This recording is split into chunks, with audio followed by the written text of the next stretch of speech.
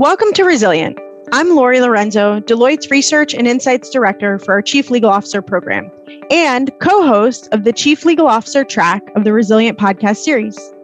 We've been focusing our Resilient series on leaders who have shared their perspective on various aspects of our rapidly evolving world.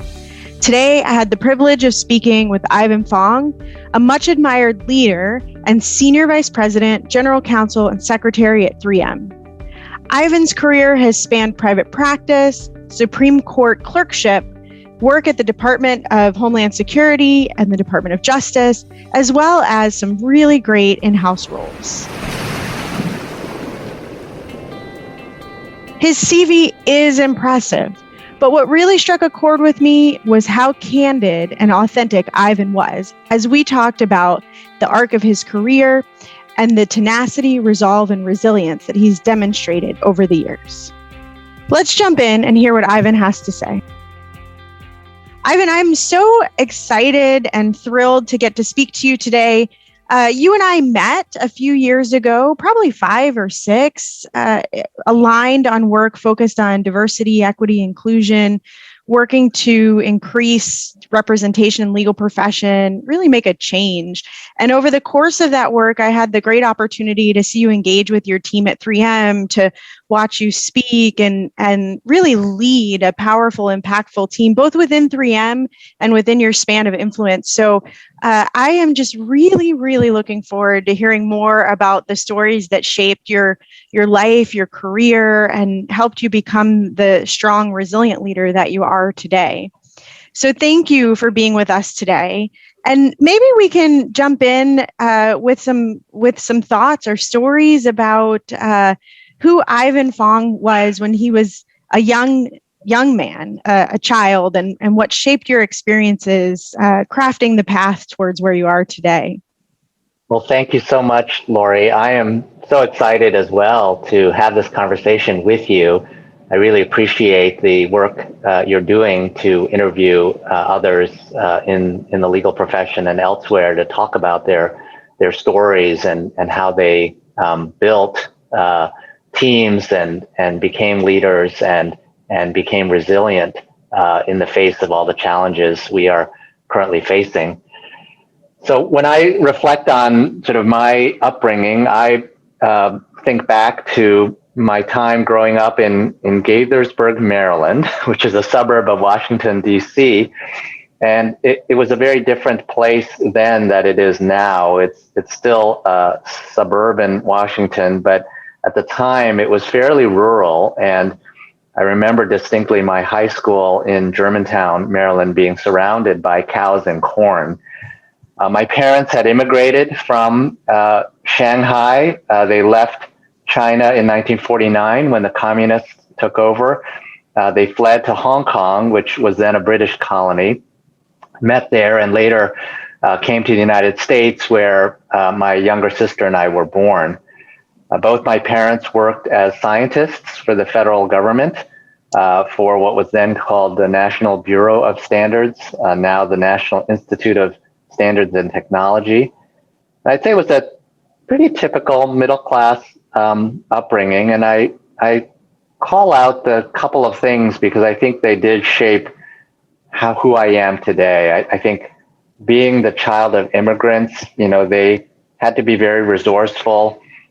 They believed in education, they believed in service, and really they modeled resilience.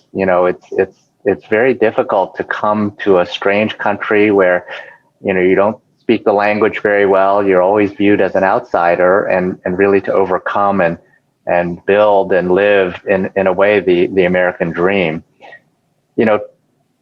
One event that was pretty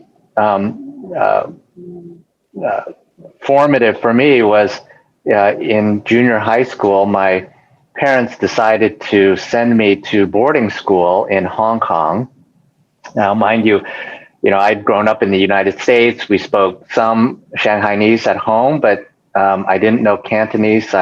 My reading and writing was pretty basic. And so I had to learn very quickly to survive, not only separated from my parents and my sister, but living in a dorm and really seeing my grandparents who lived in Hong Kong every other weekend, you got to go home. And so I was living with these other kids, mostly boys, learning and taking classes in a different dialect, different language. And I resolved at that time to pass my classes. Just passing was a challenge, and even Chinese history, Chinese literature. I mean, it was just a big struggle for me, and ultimately I did. And I think that really was formative in shaping sort of my ability to just resolve to overcome challenges, and work hard, and have confidence that I could learn new things, and survive. The other thing that happened, many things, of course, happened with boys at that age, 7th and 8th grade, so I remember vividly a pickup basketball game in which, at the end, the tradition was for everyone to make one last basket before going, and so we were playing, and the dinner bell rang, and everybody started making their last basket and leaving to go to dinner. And for some reason, my shots would not go in. And I remember one of the boys yelling as he was running to dinner, "Go home to America to make your last basket." And I was really perplexed and bewildered because, of course, in the US, I was used to regularly being taunted by others saying, "Go home," right? "Go home, and you don't belong," and worse, all the usual names that people call you. And I reflected and realized that, if I'm not home in Hong Kong, which I wasn't, right? I was an American, truly, then nowhere was I truly at home. And since then, I've just felt very strongly about, fostering a sense of inclusion and welcoming and belonging. Well, how did you resolve that feeling? I mean, it must have been a little scary. You're in a country with which you're not familiar. You have family, but not many opportunities to visit. You're very far from your parents and your sister, and not really at home, right, in either place, or welcomed as being at home in either place. How did you resolve that? It could have really been a difficult thing emotionally to navigate. I think there wasn't that much to resolve, in the sense that it was just a fact, and I had to deal with the reality, and that I needed to make my home wherever I was, and that I realized that, I was born in the US, I'm an American citizen, I believe in our country and the values that we hold. So it actually, in a way, made me a stronger American, to realize that is my home, that the beauty and the greatness of the United States is we accept all comers, right? We are a very open, welcoming country at bottom, because they took in people like my parents, who were willing to work hard and sacrifice and make the country a better place. So that had a big impact on me. So you had this boarding school experience. I'm guessing that not only did you pass your courses, I suspect you did fairly well, and returned to the US to continue your studies. Were you set on the path to becoming a lawyer at this point, or how did that come about? Not at all. And first of all, I did not do that well, even in classes like English, where you would think, oh, you would do fine. And yes, I did fine in English. But when you learn English as a foreign language, you don't learn it the way you learn it in the United States, right? I had tests where they had me identify the participles and the gerunds, and what part of speech is the word which. And you don't learn those things in grade school. And so I didn't do very well until I learned just grammar from a foreign perspective. So, but your answer to your question is no. In high school, I was the kid who was good in math and science. And although I liked history and English, my parents and their friends were mostly scientists and engineers. And so I grew up knowing no lawyers. There are no lawyers in my family to this day, my extended family. I, again, have a story about how sheltered I was. At the time, I was taking or preparing for the SAT and the PSATs. And back in the day, there were these problems or questions called analogies. You know, some word is to something else as something is to something else. And the word that I got stuck on during either the PSAT or maybe it was a practice exam, the question was, litigation is to court as something else is to something else. And I hit a wall. I did not know what the word litigation meant. And of course, now it's what I practice and what I do for a living. So I did not know much about the legal field, the legal world.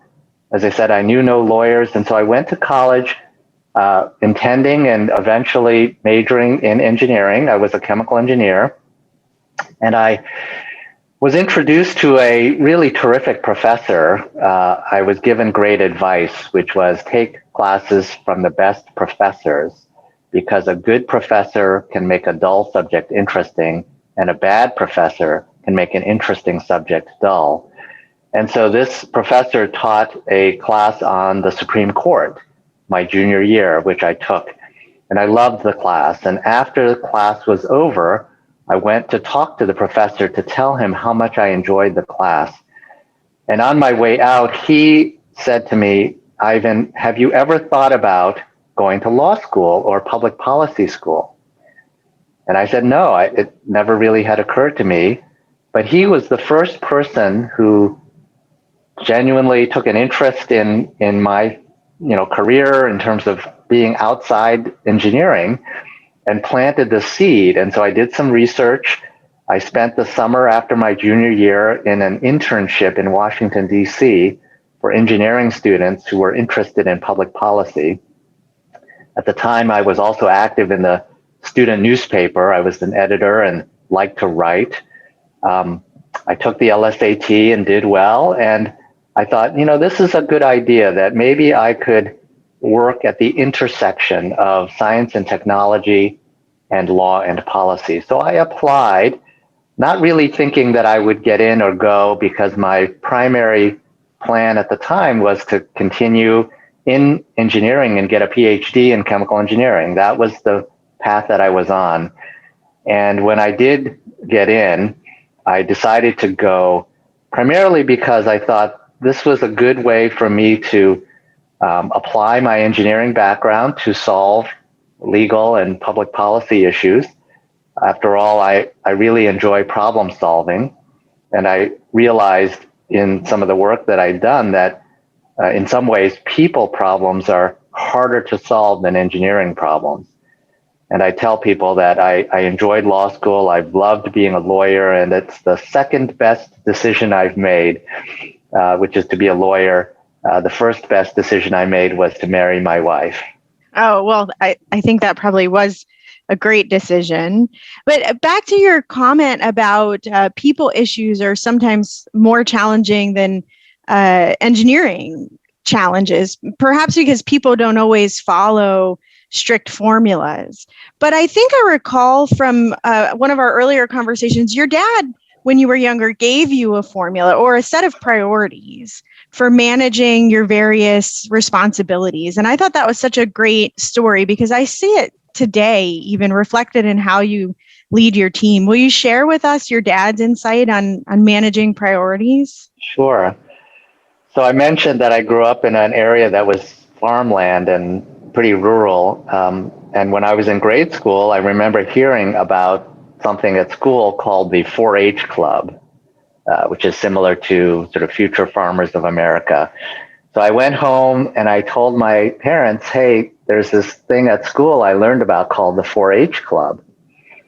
And my father thought for a while, and I don't remember whether it was that night or maybe a few days later, he said, I think we should form our own 4-H club. And I said, what do you mean? And he said, well, we have 4 H's that we can think about in terms of what you should decide to do. What are your priorities? And the first H stands for health. And that means that you need to take care of yourself first, because if you are not healthy, you can't do anything. Your second priority is help. The second H stands for help. That if you are healthy, you're not sick, you need to help. If mom or dad need you to do the dishes or take out the garbage or help around the house, that's the next thing you should do. The third H stands for homework. If after you've helped and there's nothing left to do, then you do your homework. And then if you have time left over after doing your homework, you have time for hobbies, the fourth H. And that stayed with me because I thought, oh, that's a useful frame in which to think about how to prioritize what's important: health, help, homework, hobbies. And what's remarkable is the fact that help comes before homework. And so in a traditional, Asian American family, homework is very important. And we all know that. But to put help in front of homework meant that if I was doing homework, but my parents or my sister or somebody needed me to help, that I should drop my homework and do the help. And that if I was sick, I should not, think about helping or homework. I got to get well first. And again, it was just a different lens. Normally you think of family and friends and faith as other priorities. And this was just a different way of thinking about how to live your life and how to spend your time. I'll also couple that with a saying that my grandmother, so when I was growing up, another feature of growing up was my other grandparents on my father's side lived next door to us. And so because my parents both worked, after school, I would go and spend time with my grandparents. And then on the weekends, we would have lunch with them. And my grandmother had a very favorite, often saying, and it's in Chinese, so it's hard to translate, but it roughly translates to, people are the most important. And whatever the situation was, she would say, people are the most important. And that has also stuck with me. And I think it explains a bit of how my mindset today of service, generosity, and hospitality remain important to me, because people are most important. Yeah, I think my grandmother would agree. Yesterday would have been my grandmother's 98th birthday. So I did spend some time reflecting on some of the great wisdom that she shared with me as I was growing up in high school. I lived with my grandmother and my mom growing up. And now as an adult, as I continue to gather more insight about the world and raise my own children and lead teams at work, I think I took for granted back then that great wisdom. But my grandmother and your grandmother probably would have been in agreement on that people are first. And it's so important to remember that we operate in service of others. And your dad's framing is amazing, because I think it's still so relevant, right? But we can forget at work that health is important and helping others is important, often more important than the kind of 9-to-5 tactics, although those are not unimportant. So thank you so much for sharing those family stories. I love how they inform kind of the rest of the story, the arc of your career. Maybe we turn to that now, because I seem to recall a story, and your wife, as you suggested a moment earlier, just a big role in the path of your career, and she's played a part from time to time in the choices you've made relative to your career. Will you tell us a little bit about how you started out as a lawyer and the path to where you are today? Sure. There's so many stories, and we don't have time really for all of them. But the theme is that none of it was planned. And if I had time to tell all the stories, I think you'd be convinced that it was a combination of luck, fortuity, right place, right time. But the short version is that through a fluke, a clerkship that I had accepted for the year after law school fell through. A professor suggested that I study abroad, and so I ended up going to Oxford for a year. We had just had our first child. And so that was a good opportunity for me to spend time with our baby at the time when she was very young, and really spend time abroad to see how others live. I think I'm a huge advocate of living and working and studying abroad, because I think we tend to be so US focused or centric about how we do things, and realize that there are many, many ways of doing things, and other people are happily living just as well. And then coming back to the US, again, I had the good fortune of my second year summer associate job in a firm called Arnold and Porter, where there was a young partner named Merrick Garland, who later became chief judge of the DC Circuit and is about to be confirmed as our new attorney general. He was the partner that was working with me on an assignment, and I told him that my clerkship had fallen through. And he picked up the phone and called a friend of his, Judge Abner Mikva, who was a congressman and for whom Merrick had done some campaigning when Merrick was young. Judge Mikva offered me a clerkship for the year after the year that I would normally have done a clerkship. So that's why I ended up at Oxford. Did the clerkship with Judge Mikva, had the great fortune of getting a clerkship with Justice Sandra Day O'Connor. And so I really felt that it was such a fortunate series of events that I sort of look back on and marvel that what an amazing way to start one's legal career, learning from judges who are just highly respected and terrific people and terrific lawyers. It was at that time that my wife said, "Okay, now you have to get a real job." So I'll stop and let you pivot to your next topic. But that's the start of my career, was a series of accidents.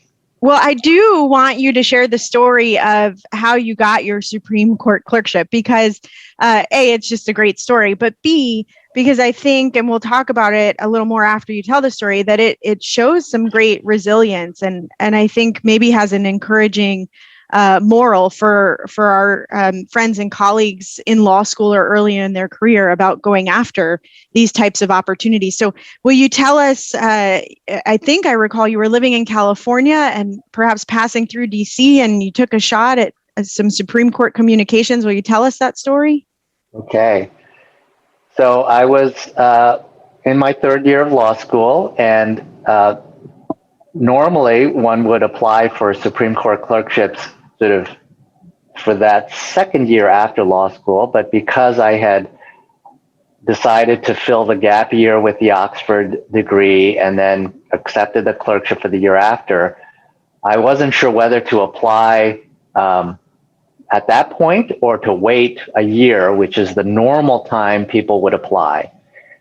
And as it turns out, I was on my way from finishing law school to England and was passing through Washington to see my parents on my way there.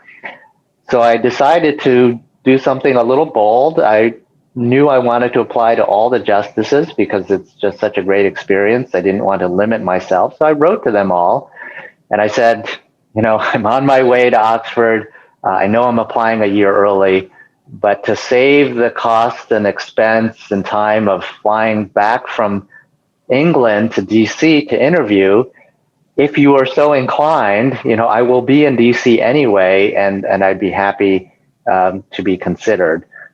And as it turns out, 3 of the justices responded. Justices Brennan and Marshall had clerkship committees, clerkship selection committees. So I interviewed with the committees, and at the end, they both said the same thing. They said, "Thank you very much. We will consider you with the pool of other applicants at the right time, and we'll get back to you." And that seemed very reasonable to me. Justice O'Connor was relatively newer on the court, so she did not delegate the selection of her clerks to a committee. So she agreed to see me, and so I was very nervous, but I said, okay, this is this is what I signed up for. I went in and we had a very pleasant conversation. Um, and at the end, she said, well, Ivan, I'd like to invite you to be one of my law clerks. And I fell out of my chair, and because I thought I was expecting her to say, thank you very much. It's great to meet you. You know, I'll consider you in the pool of other applicants. And so I asked her, I was so taken aback. I said, are you sure? Don't you want to consider me in the pool of other applicants and then get back to me? And she, of course, said, no, I've made my decision. And I should have noticed there's a pillow on the sofa where she was sitting, on which was embroidered the phrase, sometimes in error, never in doubt, which I thought was typical of Justice O'Connor, willing to admit mistakes, but very confident and not looking back and second guessing her decisions. And so it was sort of appropriate in that moment for me to notice that pillow, because she, of course, had made her decision. And so I left Washington to go to Oxford with 2 clerkships already lined up. So I had the next 3 years of my life planned. Yeah, I love that story so much because you took a chance writing into these justices at the wrong time. Perhaps you were in the wrong time in the wrong place, and they still talked to you, and even one offered you a clerkship. And the notion that when faced with uncertainty, right? So losing that initial clerkship unexpectedly, and being creative and just saying, well, what are all the other possible things I could do? I think for those that are coming through law school now or earlier in their careers, it's just such an important thing to remember. We may have a clear vision of what we want to do, but sometimes we have to be open to other opportunities and even create the opportunity for new or different experiences. So I really love that you shared that with us. Thank you. I couldn't agree with you more. Maybe let's fast forward a little bit. So you spent a year in Oxford, you did these 2 clerkships, and then went into what I would say is a pretty typical next step, moving into big law and practicing there, becoming a partner. And then you take a step towards the Department of Justice, which seems like a really great opportunity, but was that your intention to go into public service? How did that come about? And what was that decision making like to go from being a partner at a well-known, respected law firm into government work? So yes and no. I had harbored the thought that I would like to do public service at some point in my career. In fact, many of my peers went into the government after the clerkship as an assistant U.S. attorney or other form of government service. And as I said at the time, my wife put her foot down and said, you know, because we had a baby and I needed to support the family, she said I needed to get a real job. And I said, fine, I will go work for the law firm. And I had a great experience. I loved being in the law firm, had great people to work with, did a lot of pro bono work, and really developed my additional interest in diversity in the legal profession. But out of the blue, I got a call from somebody I had met 7 years earlier. So when I was coming out of my clerkship with Justice O'Connor, I was trying to decide whether to practice in Washington, which is where I was, or California, which is where my wife's family is. I had gone to law school there. I had some other family there. And so I'd interviewed with the managing partner of the LA office of a San Francisco firm where I had earlier been a first-year summer associate, a guy named Ray Fisher, who later became a Ninth Circuit Court of Appeals judge. He called and said, and we had kept in touch, you know, after my interview. I ended up not going to that firm in LA, but he called and said that he had been nominated to be the number 3 person at the Department of Justice. So this was at a time when Janet Reno was the Attorney General, Eric Holder was the Deputy Attorney General, and he would be the Associate Attorney General. And he wanted to have breakfast with me. So I said, sure. So we have breakfast, and at the end of the breakfast, he says, if I am confirmed to be the Associate Attorney General, I will have the opportunity to hire a few deputies, and would you be interested in serving as my deputy? And I said, sure, I would love to. This would be a great job, great, interesting opportunity.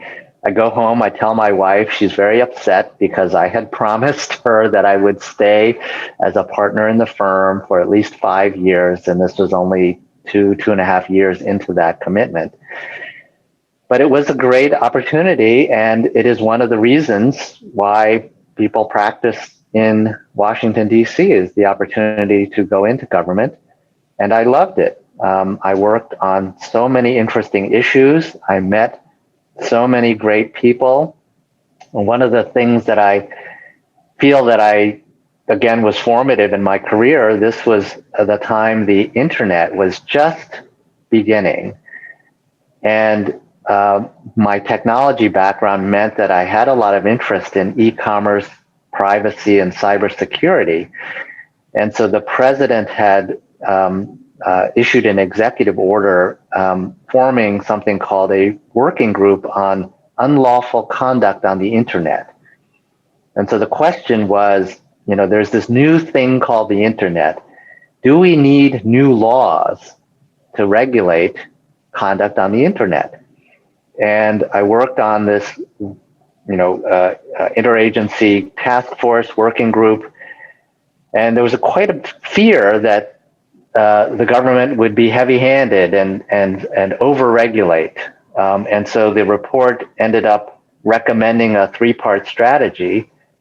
First, a policy framework that said we should treat online conduct similar, or at least consistent with offline conduct. We should be technology neutral, and we should account for other important societal interests, such as privacy and civil liberties. Still, law enforcement faces new challenges posed by the internet, and so they need additional resources and training and tools to help deal with this new technology. And then finally, the report recommended support for industry self-regulation through education, cyber ethics curricula, for example, media outreach to help users, help people mitigate the risk of unlawful activity on the internet. So this was very early days, but I think it was useful because it allowed me to do exactly what I had envisioned doing, which is work at the intersection of science and technology and the law. Yeah, that definitely has been a theme of your focus in your education and your career.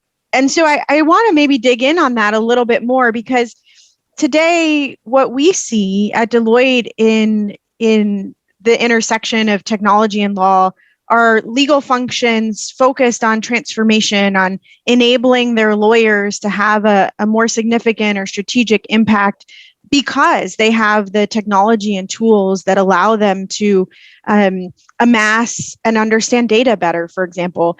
What are you seeing today with respect to the impact technology is having on the practice of law? And maybe what vision do you have for that impact moving forward? So it's an important question, because I think technology pervades our lives and all we do, and it has a significant impact on the practice of law.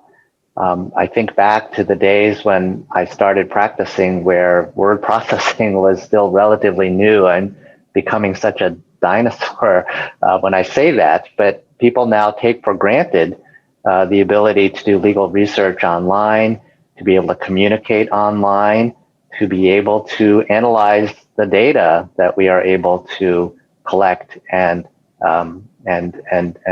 draw insights and inferences from. So yes, I think the primary change will come in the form of artificial intelligence, machine learning, data analytics. I think we are just starting to understand and see the potential.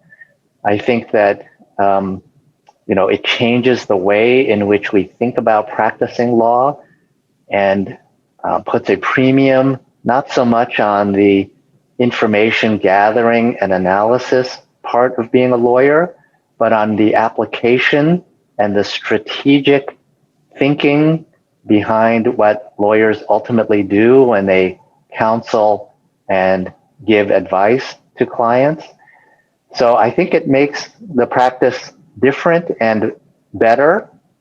I think, no one longs for the days where it took, hours and days to look up cases in the library and to, go find precedent.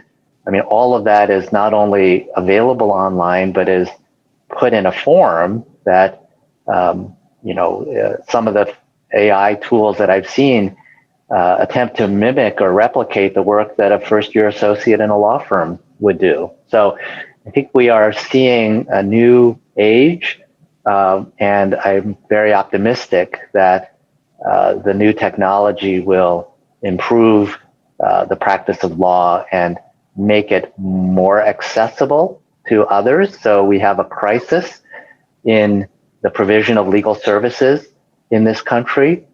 And so one of the advantages and benefits that I see is the ability to provide kiosks or other ways in courthouses or community centers for those who can't afford a lawyer to go and get their legal questions answered. They may not even realize that they have a legal question. They may get a letter from the Social Security Administration, or they may be about to be evicted, or maybe they're facing, harassment at work. And if they would speak into this kiosk, or maybe they would do this from home, basically get some very basic legal advice. So I think there's great potential for technology impacting the practice of law.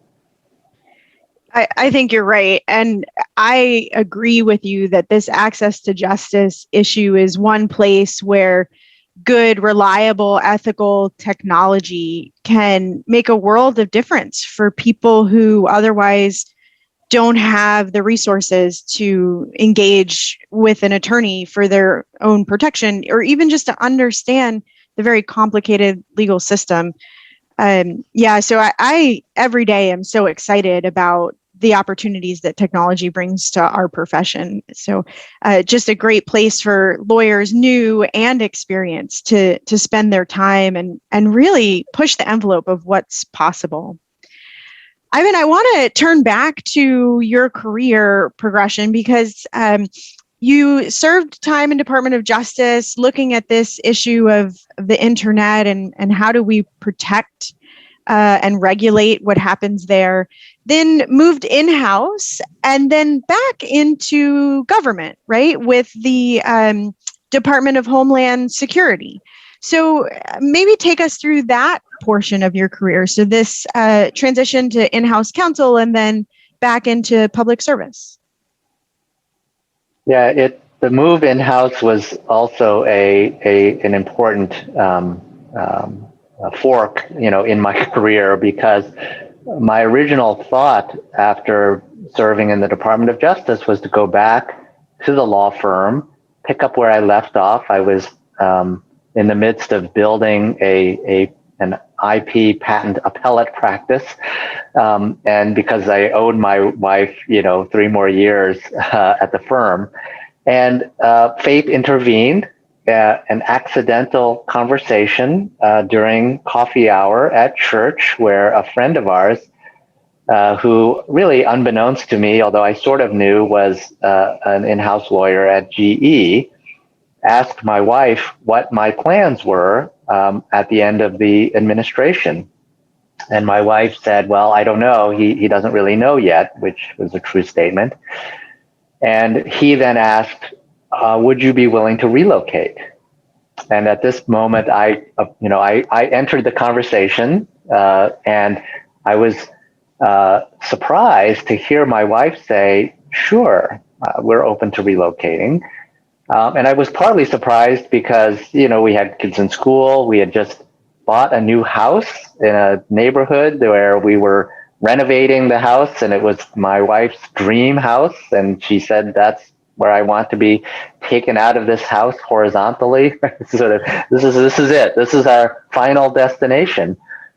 But inspired by her willingness to change, our friend said, Jack Welch, the CEO of GE, decided that with this new thing called the internet, there were these things called .com companies that GE needed to deal with, and therefore he wanted to transform GE into an e-commerce company. And so the general counsel at the time, a fellow named Ben Heineman, said, well, okay, then we need to have an e-commerce lawyer in our legal department. And so through mutual acquaintances, he found me. I had just done this big report on combating unlawful conduct on the internet. And long story short, he invited me to come to Fairfield, Connecticut for a day to meet people. And I thought, okay, what's the harm? What's one day out of my life? I'll fly up to Connecticut. And lo and behold, I learned that he had assembled really the top-notch, first-rate, outstanding corporate legal department. He had plucked partners in large law firms to serve as his senior leadership team. And he sold me on this idea that working in-house allows you to be closer to your clients.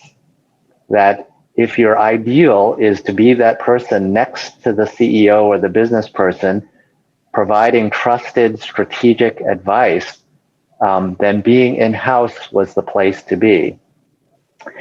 And so after informing the family, of course, our kids cried, and it was a hard move for the family. I ended up going to GE as my first in-house experience, and I loved it.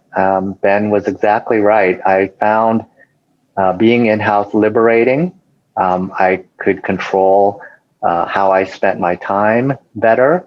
I could focus on adding value and driving efficiency because our interests are aligned, right? I wanted to help our clients grow and solve their business problems while at the same time ensuring that we did everything we could to protect the company and its reputation. So I really fell hard into the life of being an in-house lawyer. Thanks in part to Ben Heineman, whom I still consider a mentor and friend. And from GE, a transition to Cardinal Health, was the role. I know the role was chief legal officer, so a broader perspective on the legal function, right? And then into Homeland Security. So two more stories. So finish the journey. So a very fateful conversation I had with Ben Heineman about whether I thought of myself as a generalist or a specialist. And I still ask my team that question today, because at the time I was a specialist. I was brought in as the e-commerce and privacy lawyer for the company. But I reflected on my career as a law clerk. I was a generalist because judges work on all kinds of cases. At the firm, I was a generalist litigator. I did a lot of different kinds of matters. Certainly at the Department of Justice, it's very much a generalist role. So I said to him, I think of myself as a generalist. And he said, okay, let me pair you up with some of the GE business leaders. And I ended up taking my first general counsel job for one of the GE Capital businesses. So I had one constraint. We had our oldest at that time was in high school. I said, I can't move. But if there's something, in Connecticut, I'd be happy to look at it. So he introduced me, and I ended up getting the general counsel position for a GE business in commercial finance. And I remember saying to Ben at the time, I don't have much financial services background. Is that okay? And I'm forever grateful to Ben for taking a chance on me. He said, you're smart and you have good judgment. You'll learn what you need to learn. And I use that line with my direct reports and people in our legal department when I put them in new positions, stretch assignments where I believe in them. And I say to them, you're smart and you have good judgment. You'll figure it out. And again, I really believe in taking chances on people. So fast forward another 3 years, it's time for the next move. Our oldest daughter graduates from high school, and I tell Ben, now is a good time if GE would like to move me. And he says, yes, we have the perfect job for you. And I said, what is it? He said, GE has acquired an oil and gas business, and it's headquartered in Florence, Italy. And I want you to be the general counsel of GE Oil and Gas. And I said, great, perfect alignment with my chemical engineering background, right? It's back to law and technology, and it's in Florence, Italy, right? A foreign assignment is highly prized in these companies. So my wife and I flew out to Florence, and I met the business people, and it all went well. We looked at housing. We had this villa on the Tuscan countryside, right? We were all set. The last piece of it, we had 2 younger kids at that point, and they were going into high school. And so we looked at the international school. And the moment we walked in the school, we realized, oh, this is a different place than we realized. Everybody is wearing designer clothing. They're wearing, I shouldn't say these, Ferragamo, Gucci, Fendi. And so we asked the head of the school at the end of the tour, what kind of parents send their children to this school? And she said, we're about 1/3 US expats, 1/3 non-US expats, and 1/3 wealthy Italian families.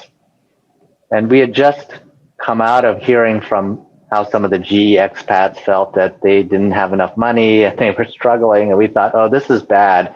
We were coming from Connecticut, Fairfield County, which, is very affluent, very wealthy. And our kids, we felt, needed to be raised in a place that had more socioeconomic diversity. And so long story short, I ended up turning down that opportunity, which shocked the HR person. I remember on our last day in Florence, we had dinner with the HR person, and we said, no, we've thought about this, and I just can't do it because we don't want to put our kids in this school, and it's unfair to them to put them in the local Italian school. If they were younger, we would have done that. If they were older, they would be in college, and it would not be an issue.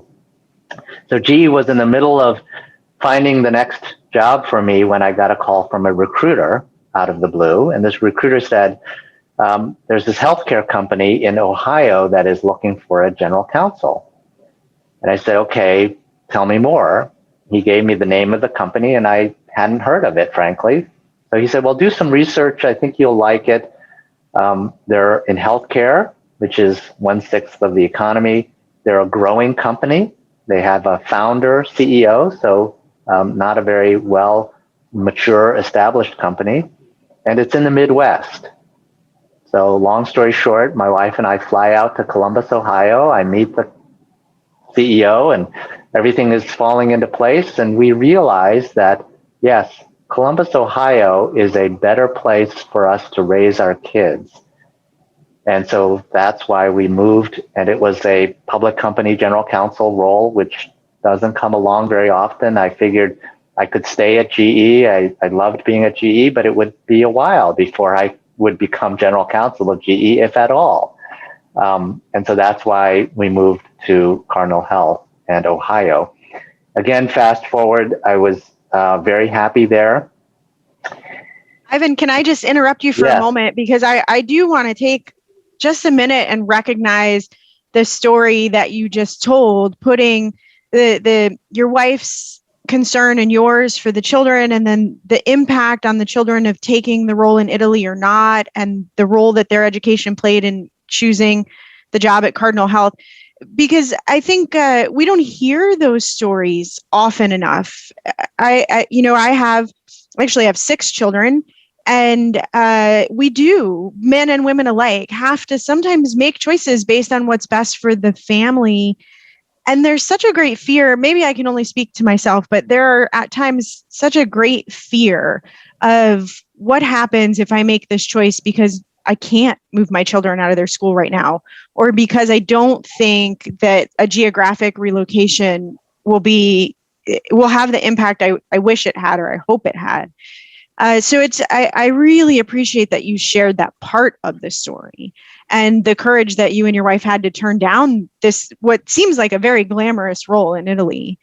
So I just wanted to stop and formally recognize that, because, like I said, we just don't hear it enough. And it's the family and the balance of work and life and personal and professional is much more complicated than we often hear. I think that's So thank exactly you. right. No, I think it's such an insightful observation. And that's why I tell the story, because I do think people need to hear that family is important and we have to do right for our families, and we sacrifice lots of things. I mean, I work long hours and I've missed my share of soccer games and ballet recitals, but I do try very hard to be where I need to be and to balance work and family. So it is a recurring challenge that I think all professionals have to face, and no easy answer. And at the time, it didn't feel that courageous, because, as luck would have it, there was this opportunity to relocate to the Midwest, which there is something to be said about Midwestern values. And so it was absolutely the right decision for us. Yeah. Well, thank you again for sharing that. And so now let's get back to the Department of Homeland Security. I'm really interested in your experiences here. Sure. Well, so one more digression on your point about family. So I mentioned that our kids cried when we first told them we were moving from Maryland to Connecticut. When we told them we were moving from Connecticut to Ohio, of course, they cried also. But that move was a lot easier because, having moved once, we told them, you can do this again. And the logic, which I think they found pretty compelling, was the friends that you are now sad to leave in Connecticut are people you never would have met had we stayed in Maryland. And so you will meet new friends in Ohio with whom you will not want to leave.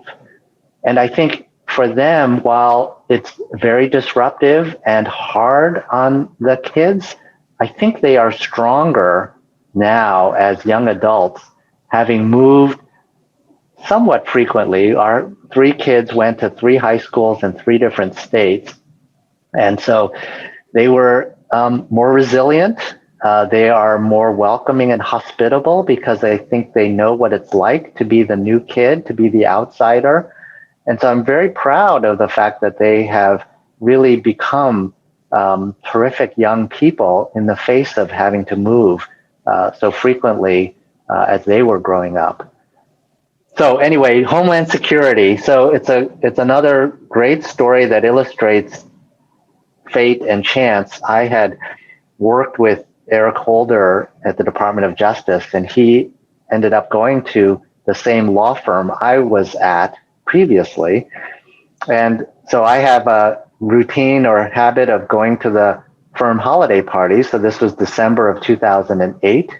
We had just had a historic election of the first African-American president. And so, as was my practice, I went to the holiday party because I had just turned out as there was a Cardinal Health meeting in Washington that same day. So I said to my assistant, I'd like to be on the last flight out of DC, and that way I can stop by the holiday party and say hello to my former assistant and other people at the firm. At the end of my meeting and before the start of the party, I had about half an hour where I was sort of wandering the halls of the firm, and I see, Eric Holder's name. So I texted him and I said, "Oh, I'm in the building and happen to walk by. Do you have a few minutes for me to say hello and congratulate you because the president elect, yeah, this was before the inauguration, had just announced that he was intending to nominate Eric Holder as the new Attorney General." So he said, "Sure, come on in." So I go into his office, and we chat, and at the end he says, "Would you like to come work for me at the Department of Justice?" And I said, "Well, sure, I'd love to. I mean, the Department of Justice is where I had spent, an important part of my career." But I said, I don't think I can. I have two kids in high school. I'm in the middle of a major transaction in my current job. I'm just not sure I can do it. And I know you want somebody to start right away." And he said, "Yes, you're right. That's fine." And then on my way out, he said, "Why don't you just send me your resume just in case?" So I fly back to Columbus. I tell my wife. She says, "What's the harm? Send in your resume. Nothing will happen." So I sent in my resume and nothing happened. And then shortly around or after the inauguration, I got a call from the White House personnel office. And they said, "The new Secretary of Homeland Security, Janet Napolitano, saw your resume and would like to talk to you about being the general counsel." So I did a video interview with her. Long story short, I gave her the same line. I said, "Look, I'm not sure this is a good time for me. I've got kids in high school and got this big project at work." And her famous response was, "See what you can do." So I said, "Okay, let me see what I can do." So I tell my wife, and we figure that, well, okay, we could keep our middle daughter in her school in Ohio for her senior year while I move our youngest daughter to DC so she could finish 3 years of high school, starting with her sophomore year. And my wife and I would drive back and forth between Columbus and DC. I tell my CEO, and he said, "Well, Ivan, this is your country calling. You need to do this. Let me talk to our board." Long story short, the board comes back and says, "Ivan, your work will be substantially complete by the end of March." And this was January. So I tell Secretary Napolitano, "I can do this, but I can't start until April 1st. And lo and behold, she said, "Okay." So I go through the confirmation process. It turns out that there were a number of other nominees who had some tax issues. And so I had to go through the super 10-year tax audit. And lo and behold, I didn't actually get confirmed until May of 2009. And so this whole delay didn't matter at the end, right? I ended up starting the job after I finished the project for Cardinal Health. So it all worked out. It was a great experience. I'm not sure at the time I would say that. It was extremely challenging because of the difficult legal and policy questions that we had to face. It was grueling.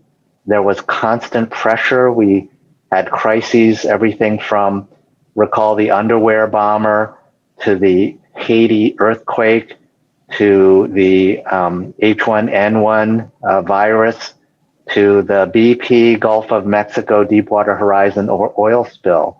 So it was just one big thing after another. And after 4 years, 3.5 years in that job, I was exhausted and really felt it was time to return to the private sector.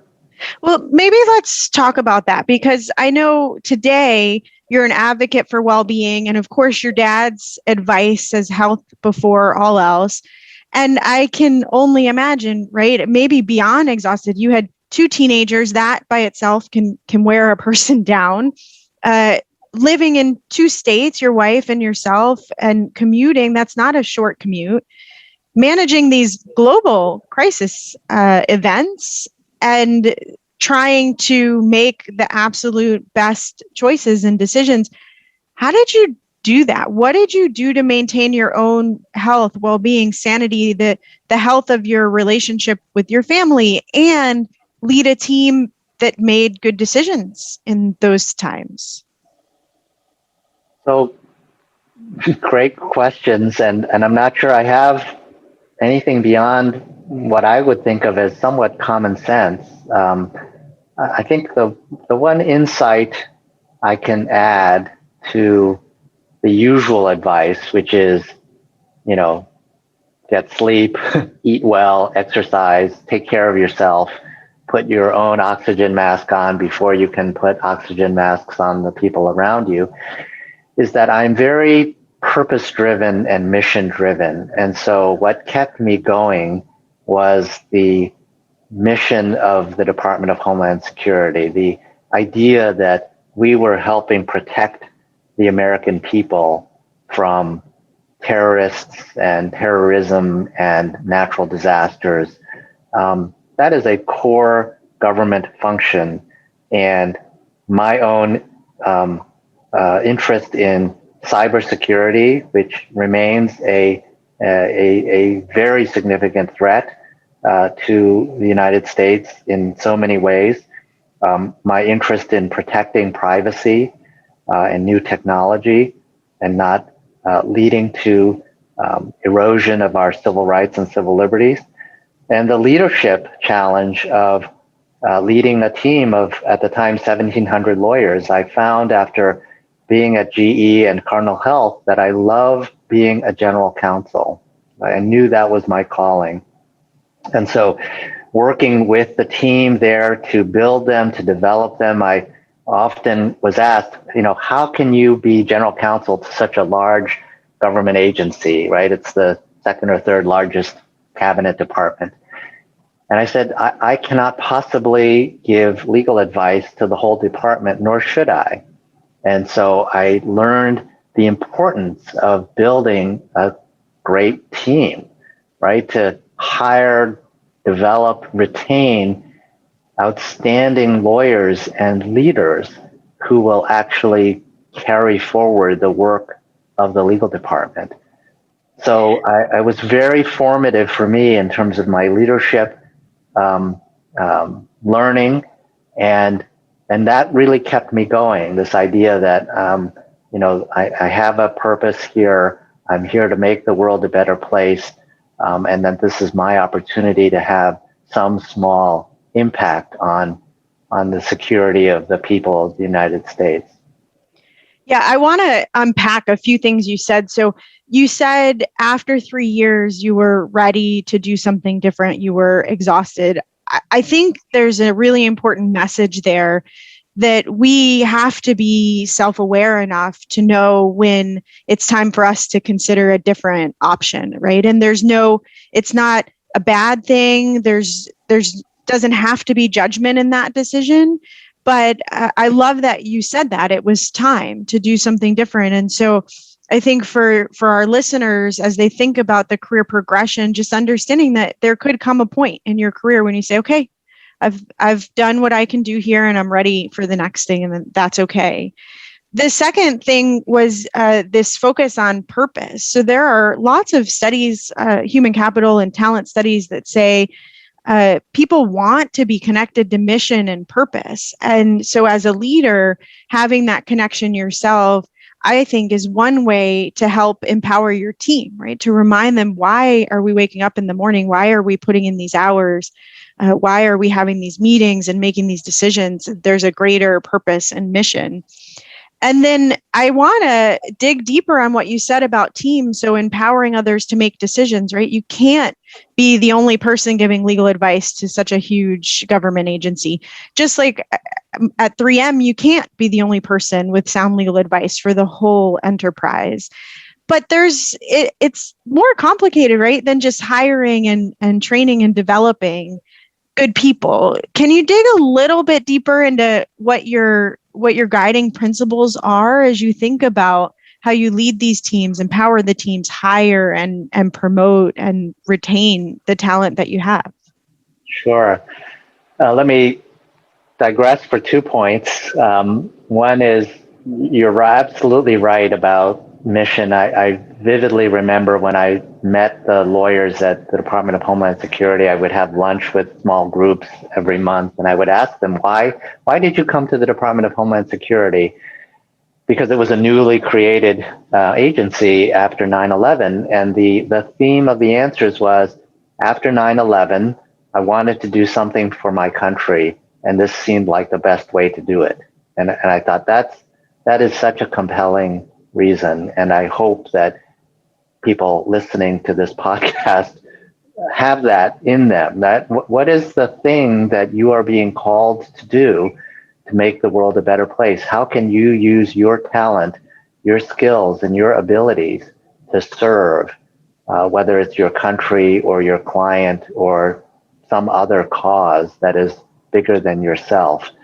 And secondly, your point about transitions, it was partly because of exhaustion, but it was partly, I have to confess, for more basic reasons. So at the time, our kids then were starting to go to college, and it's a significant pay cut to go into the government, given what private sector salaries and compensation is. So it was partly also financial necessity that, wanting to provide, and we had saved, of course, for college, but I knew that as between another government job and I had opportunities to stay in the government, perhaps even as a judge, but I really felt that I had one more general counsel job within me, and that's how I ended up at 3M. But to answer your question, I do regularly give. We have development programs for our both our new lawyers as well as our mid-career lawyers, and I have a leadership playbook that I spend time with them on, and there are 5 leadership imperatives. So these are the things that I've learned in the course of my career. It starts with something called begin with the end in mind, right? This is this purpose point. It comes from the famous Stephen Covey 7 Habits of Effective Person book. But it's always good to ask at the beginning, what are we trying to accomplish? What is our goal? What is our mission? What is the problem we're trying to solve? Second imperative is go slow to go fast, right? We all want to go fast, and I'm a big believer in having a sense of urgency. But often haste makes waste, and there are 2 dimensions to going slow to going fast. The first is to spend the time to build trust among the team. There's a great book that I recommend called The Speed of Trust, and it's so essential when you're building a team that there be high degrees of trust. And secondly, to focus not on working harder, but on the process by which the work is done. So one of my learnings from GE and elsewhere is this idea of Six Sigma, of process improvement, of looking for waste, looking for infinite do loops where something is just stuck in a bad process. And so the answer isn't always to work harder or longer hours at a bad process, but to take the time and to do a Kaizen project to improve and streamline the process. Imperative number 3 is to focus on the critical few, not the urgent many. So every day we are bombarded with things that have to be done right away, and you can spend all your time working on those things. And I advise our teams to pick the 1 or 2 or 3 things that are really important, the big rocks that we need to move, and to focus and spend time every day on those projects in addition to putting out fires. Number 4, delegate and be clear and direct. Lawyers are not very good at delegating. It's the thing I learned about leading a very large team at the Department of Homeland Security. I have to delegate. And you must be clear and direct. And the story I tell comes from a story I learned from the military. The military has a story called rock management. And the story is that the general is with his troops and says, I would like a rock. And so the troops scurry around and find a rock and bring the rock back.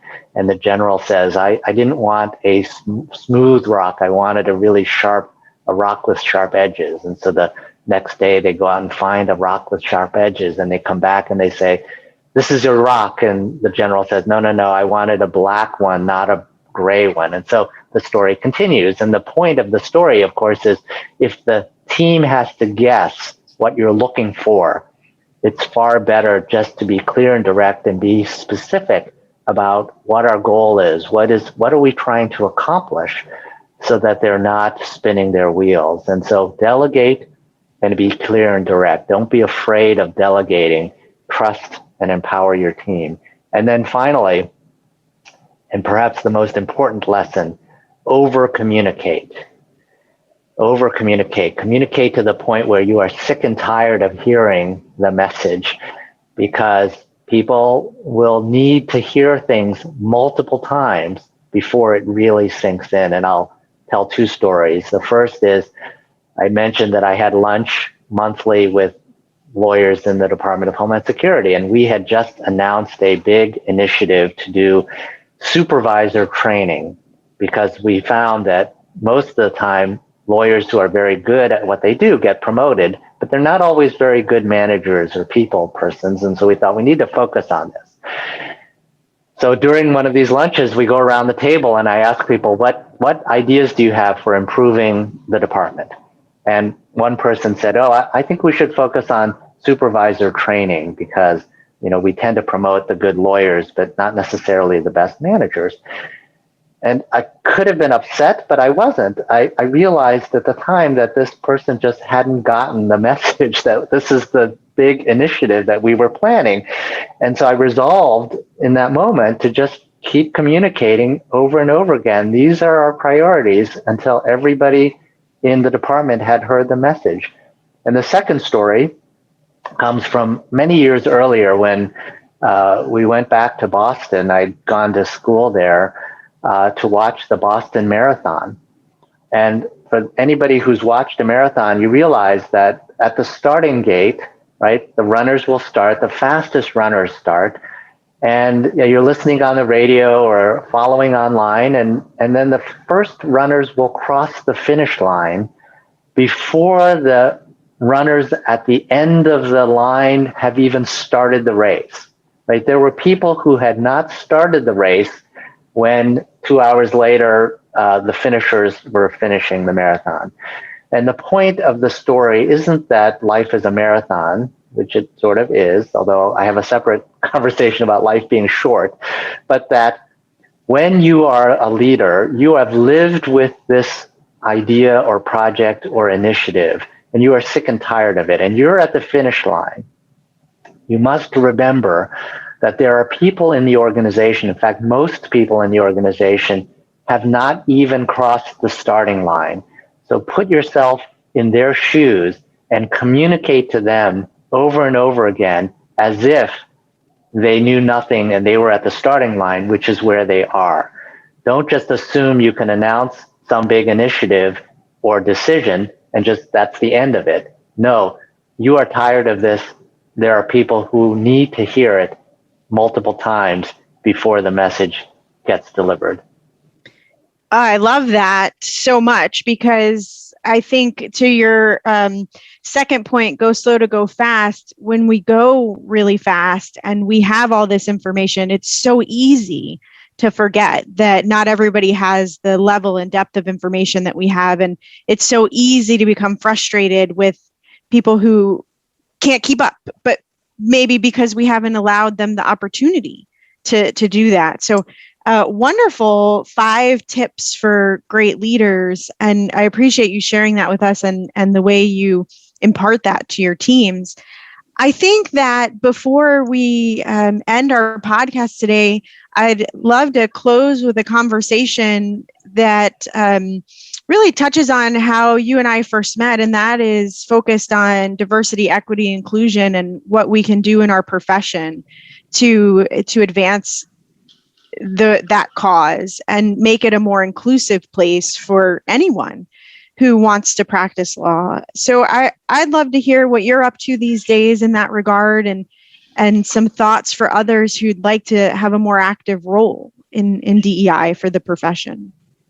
Sure. I can talk for a long time about diversity, equity, and inclusion.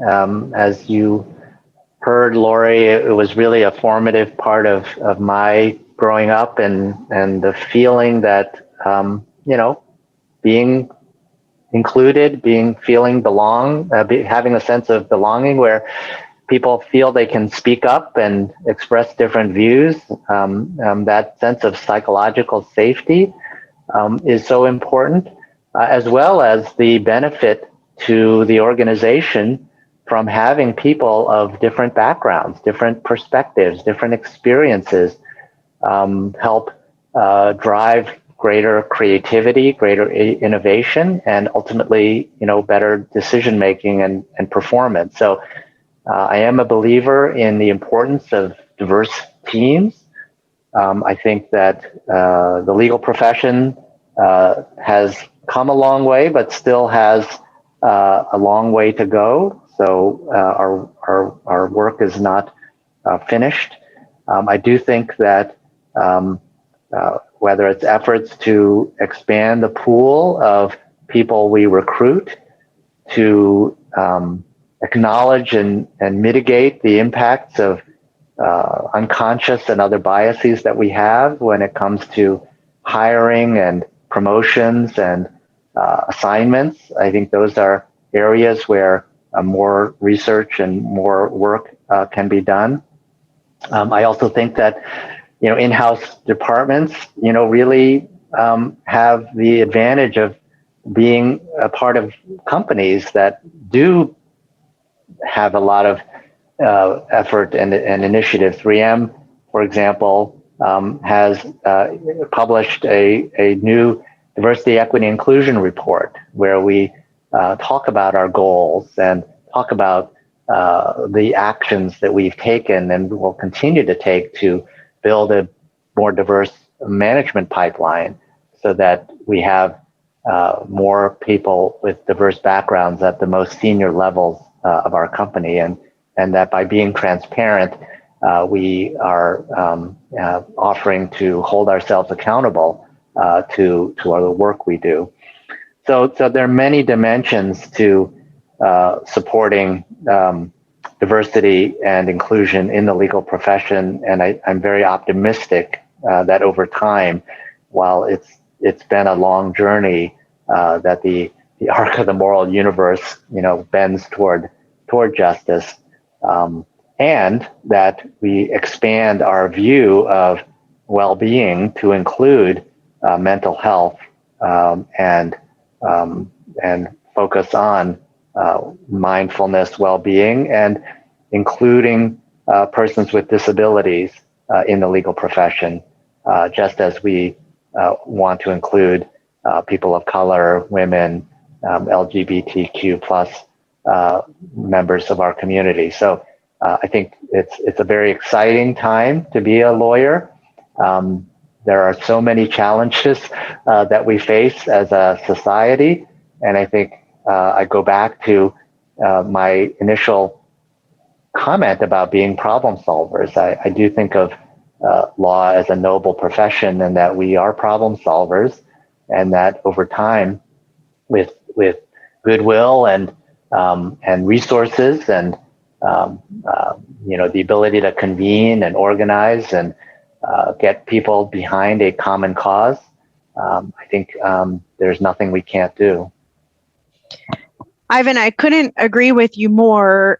I think that as lawyers, we have a unique and valued opportunity to impact so many elements of not just our profession, but of the way corporations behave, engage, the way communities are impacted by the decisions that we make, the choices that our young people have with respect to their path forward in their career. And I am as excited as you are about all the ways we can engage and make a difference. I am so grateful for your time and your insight and your willingness to be open and vulnerable to share your stories about your family and your career and all of the decisions you've made along the way.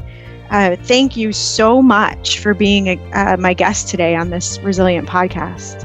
Well, thank you, Lori. It's absolutely been a pleasure. I hope you find something to take away from this conversation, but it's been my absolute privilege to spend time with you, and thank you again for hosting. Ivan, thanks so much for sharing so many of your personal stories. You really made me reflect on a career journey and how we have the opportunity to impact others and make a mark on the legal profession, our communities, and our country. Thanks for sharing your insights. We covered a lot on today's episode, and if you want to know more about the Chief Legal Officer's role and many perspectives across legal leadership, visit us on Deloitte.com and search Chief Legal Officer.